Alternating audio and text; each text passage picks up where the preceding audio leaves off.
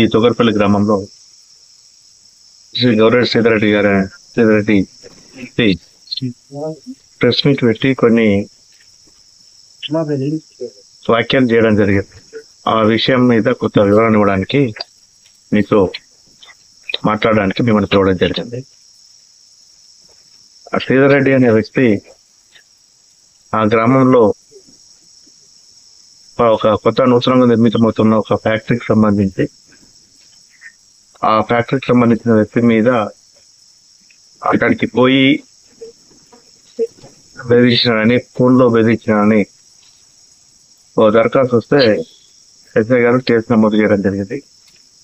ఆ కేసు నమోదు చేసిన దాంట్లో విచారణలో భాగంగా అతన్ని పోలీస్ స్టేషన్ పిలవడం జరిగింది. పోలీస్ స్టేషన్కి పిలవడంలో భాగంగా పిలుచుకొచ్చిన తర్వాత అతన్ని కొన్ని విషయాలు అడగడం జరిగింది. మీరు ఎందుకు పోయారు, మీరు ఎందుకు ప్రశ్నించారు, ఒకవేళ అభ్యంతరం ఉంటే సంబంధిత శాఖలతో మీరు సంప్రదించి వాళ్ళకు పిటిషన్ ఫిర్యాదు రూపకంగా కానీ కన్సల్ట్ చేసి కానీ వాటికి తీసుకోవచ్చు అని చెప్పేస్తున్నప్పుడు అతను మహిళాధికారం కూడా చూడకుండా అభ్యంతరకర భాష మాట్లాడాడు. దాని విధంగా మొదలు వచ్చినప్పుడు పోలీస్ స్టేషన్ లో అందరికీ రిసీవ్ చేసుకున్నట్టే అతన్ని కూడా రిసీవ్ చేసుకోవడం జరిగింది, అతనితో మాట్లాడడం జరిగింది. అతను చెప్పింది కానీ అతని ప్రవర్తన మీ అందరికీ కూడా గతంలో మీరు లోకల్ కాబట్టి మీకు ఐడియా కూడా ఉంటుంది.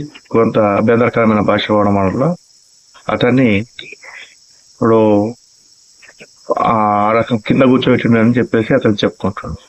దానికి కారణం ఎవరు? ఆయన ప్రవర్తన. సరే, ఆ విషయం అది ఉంది. దాని మీద విచారణ జరుగుతుంది. దాని మీద దాని తదుపరి చర్య తీసుకుంటాం. కేసే లేదు అంటే అతను మీరు ఆ వీడియోలో మీరు చూస్తూ మీకు అందరికి కూడా మీరు అంత చెప్తున్నారు. నాకు కేసు అవుతుందని తెలుసు, నేను తెలిసే చేసినా అని చెప్పేసి స్పష్టంగా ఆయన ఒప్పుకోవడం జరుగుతుంది. చట్టం పట్ల ఎంత దాని గురించి విధేయత ఉంది, చట్టం పట్ల ఏ రకమైనటువంటి అభిప్రాయం ఉందని దాన్ని బట్టి మీరు అర్థం చేసుకుంటారు. అతనే చెప్తుండు, మీరు నేను కూడా చూసిన ఫుటేజ్ క్లిప్పింగ్.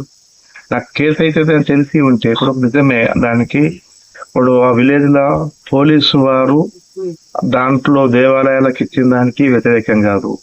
ఆడ ఈ పల్లె ప్రకృతి వనం చెట్లు చేయడం దాంట్లో మాకు సంబంధం, దానికి సపరేట్ డిపార్ట్మెంట్ ఉంది, సపరేట్ డిపార్ట్మెంట్ వాళ్ళు డీల్ చేస్తారు.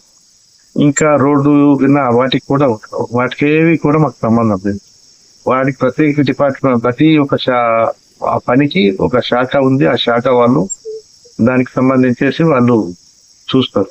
ఇప్పుడు ఎవరికైనా ఏమైనా అభ్యంతరం ఉంటే అతనే కాదు ఇంకెవరికైనా కానీ, ఆ ఊరు వాళ్ళు కాదు వేరే ఎవరికైనా కానీ ఎవరికైనా అభ్యంతరం ఉంటే ఖచ్చితంగా సంబంధిత శాఖతోటి సంప్రదించి దానితో తగు చర్యలు తీసుకోవడానికి ప్రతి వ్యక్తికి, భారతదేశంలో ఉన్న ప్రతి ఒక్కరికి స్వేచ్ఛ ఉంది.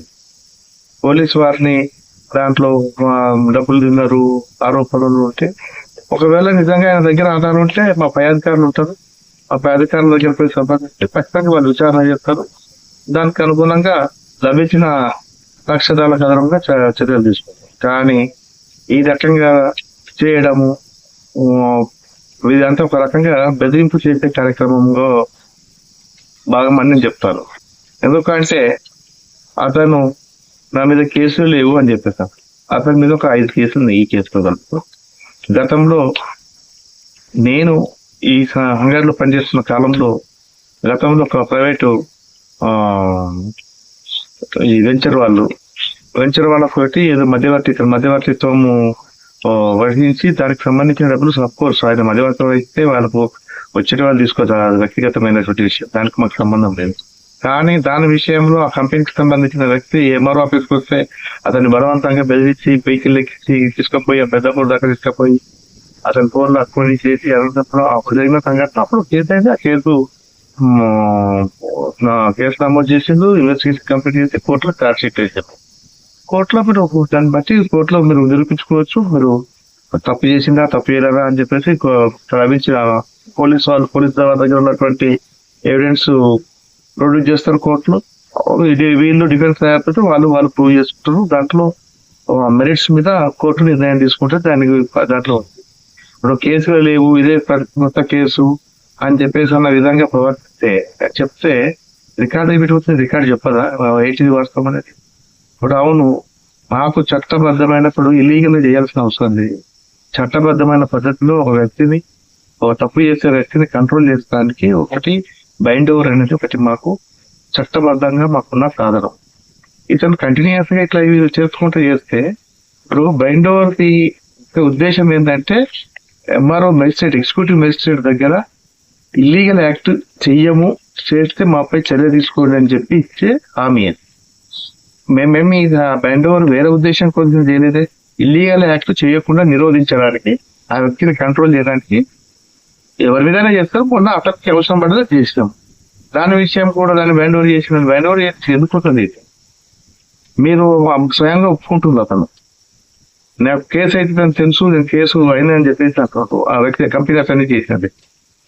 దీనికి ఉద్దేశపూర్వకంగా కేసు అవుతుందని చేసినప్పుడు మరి దాన్ని అట్లాంటి ఇల్లీగల్ యాక్షన్ ఆపడానికి ఇట్లాంటి చర్యలు తీసుకోకపోతే ఇంకే చర్యలు తీస్తారు పోలీసు వాళ్ళు. రేపు పొద్దున ఇట్లాంటి చేసి ఇవి చేసిన తర్వాత రేపు పొద్దున పోలీసు వాళ్ళు ఏం చేయకుండా ఉంటే పోలీసు వాళ్ళు ఏం చేస్తున్నారు అని చెప్పేసి ఇప్పుడు తప్పు చేసిన వ్యక్తి అతను ప్రశ్నిస్తున్నాడు. అప్పుడు తప్పు గురైన వాళ్ళు, బలైన వాళ్ళు, మిగతా వాళ్ళు ప్రశ్నించారా?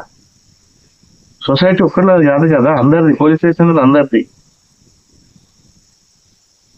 ఇప్పుడు ఆ విషయాలు అది ఇది అని చెప్పేసి కొన్ని అవినీతి ఆరోపణ ఉంటే తప్పు చేస్తే ఎవరు తప్పు చేస్తే వాడు అనుభవిస్తారు. దానికి మీరు చెప్పాల్సిన అవసరం లేదు. తప్పు చేస్తే తప్పు దగ్గర ఏముంటే వివరాలు ఉంటే దానికి సంబంధించిన వివిధ శాఖలని వాటికి సంబంధించి పై అధికారులు ఉన్నారు, వాళ్ళ దగ్గర పోయి మీరు ప్రొడ్యూస్ చేస్తే తప్పు చేస్తే ఎవరు తప్పు చేస్తే వాళ్ళు అనుభవిస్తారు. దానికి నేను చేస్తున్నా చెప్పుకోవాల్సిన అవసరం ఉందా? ఈ సందర్భంగా మీకు కూడా ఒకటి ప్రెస్ మిత్రులకు అందరికి ఒక విజ్ఞప్తి. దయచేసి సరే, మీకు మీ బాధ్యత ఎవరు చెప్పినా వాటి రిసీవ్ చేసుకొని సమాజం దృష్టికి తీసుకుపోవాల్సిన బాధ్యత మీకుంది. కానీ ఆ క్రమంలో కొంత మీరు కూడా విజ్ఞత ప్రదర్శించి ఏది వాస్తవం మీకు అంటే నేను చెప్తున్నాను కాదు, చెప్పకున్నా కానీ మీకు దాదాపు ఒక కొద్ది మాక్సిమం మీకు ఐడియా ఉంటుంది. చూసి దాంట్లో మీరు దాంట్లో విజ్ఞత తోటికి వచ్చి చూసి మీరు దానికి అనుగుణంగా స్పందించాలని కోరుతున్నాను. ఇంకోటి